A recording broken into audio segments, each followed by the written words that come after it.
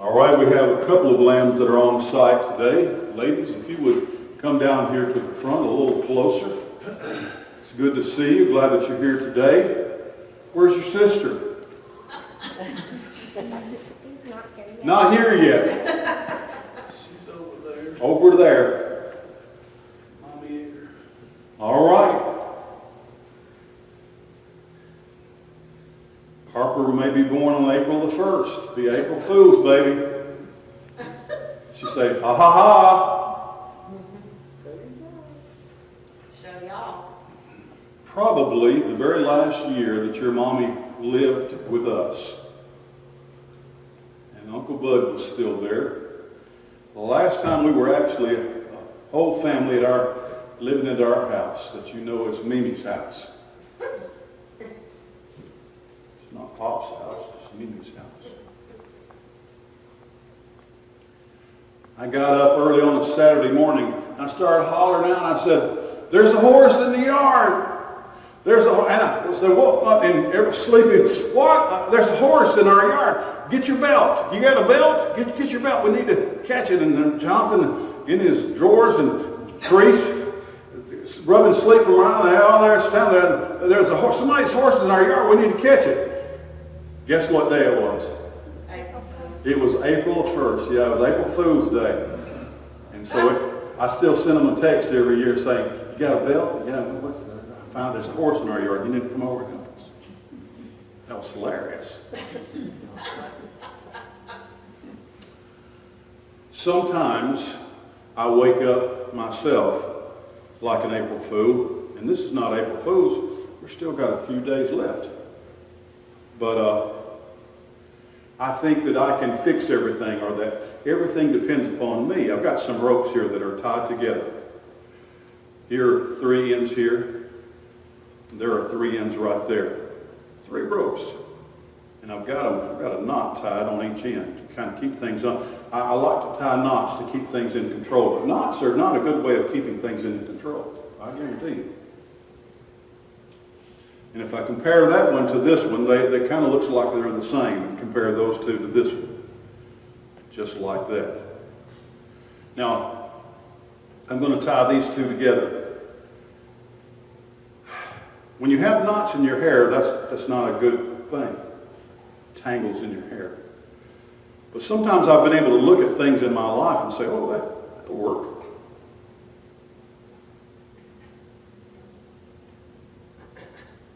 Untie this. God has a better notion of how things should work in my life and in your life too. And I know that that's really not a good solution. But if I compare this end over here with this rope, these 2 to this rope, sometimes I can convince myself that it all makes sense. What this illustration is about today is letting God figure things out for me and fix things and put things together. We say, "Okay, I've got my whole life together." Oh, it's just a mess.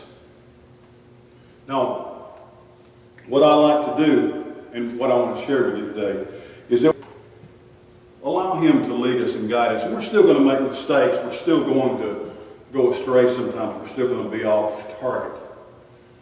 But I spend my days, instead of thinking what I want to do, or what I'm going to do, or what I should do, I try to spend all of my mental and emotional efforts to find out what God wants me to do.